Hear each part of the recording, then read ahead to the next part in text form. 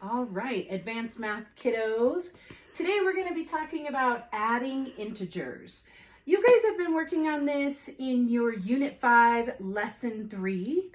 And then Lesson 4 kind of also has to do with that. It kind of moves you into the subtraction of integers, but it deals a lot with finding how relating integers to debt.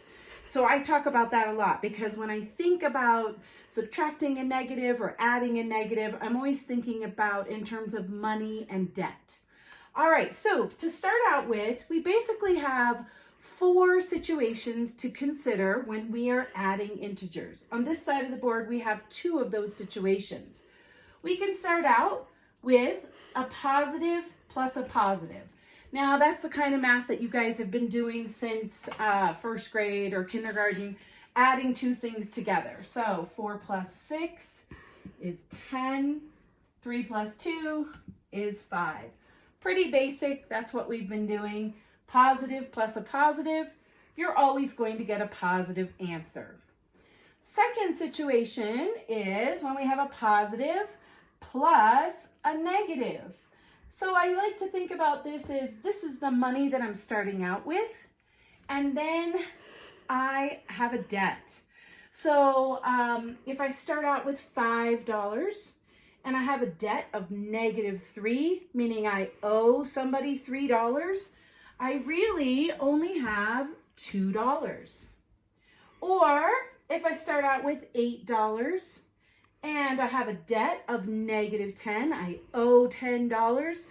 So 8 plus a -10, well, I'm going to be in the hole. I'm actually going to owe $2 extra.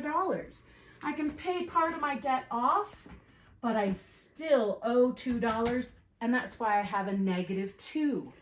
So your answer in this situation, whether or not it's positive or negative, is going to depend on, so if you start with a 5 and you add this debt of -3, the -3 is less than the 5 in terms of the absolute value of -3. Since this number is smaller, then our answer is positive. If we start out with a positive integer, we add a negative integer where the absolute value of this negative integer is more than this positive value, then we're going to end up with a negative. So in this situation, your answer could either be positive or negative. Now, you guys were working on these types of situations in your workbook, and that was for the activity 3.2. It had to do with the rock climber. So the rock climber going up and down in elevation, that was what you were working on with these 2 situations. I will post this page on your Schoology so that you guys can check your answers and see how you did. All right, on to the second 2 situations. So when we're talking about adding integers, we come up with 2 other situations that you'll come across. Negative plus a positive, and negative plus a negative. So in this case, we're starting out in the hole. We owe $10, and then maybe we get $8 in the mail, or we earned to $8 somehow, and we pay off part of that debt. So we end up with a -2. In this situation, we start out in debt of $6, so we have a -6. We add to that $7, so therefore we actually end up in a good situation. We have $1 left over. We pay off that $6 debt, and we have $1 left over.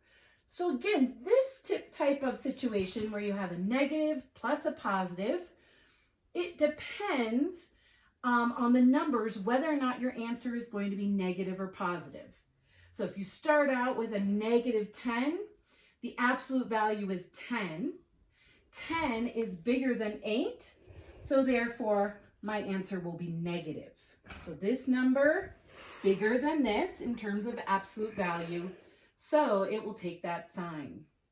In the second case, the -6 The absolute value is 6, which is smaller than the 7. So we'll know, oh, okay, my answer should be positive, and that's exactly what it is. Okay, so it's like being down in that cave. You go down 6 feet, and then you come up 7 feet, so you end up in an elevation of 1. Had a debt of 6, add to it 7, you get 1.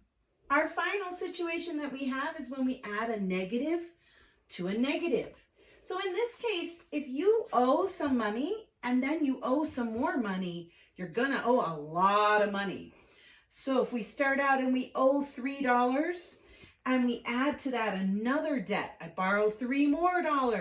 What am I going to have? I'm going to have a debt of $6. In this case, if I start out with owing $5, maybe I borrowed $5 from my son, and then I borrow $7 from my daughter, I owe $12. So in this case, if you have a negative plus a negative, you're going to end up with a negative value. So when I was talking about the cave up here, that had to do with your lesson 3, page 116. This is where the person goes down into the cave, and you guys were working on some different values with that activity. Again, I'll put this online under Schoology so that you can check out your work and see how you did. All right, so that's about it for adding integers. One final note, I am doing my videos in my PJs because we're at home, and these are my Harry Potter from Walmart, very special soft PJs. And you've noticed I have some very attentive students in my class, Pixie and Scout. Thanks for joining me today, and we'll see you next time on a live Google Meet. Goodbye. High five!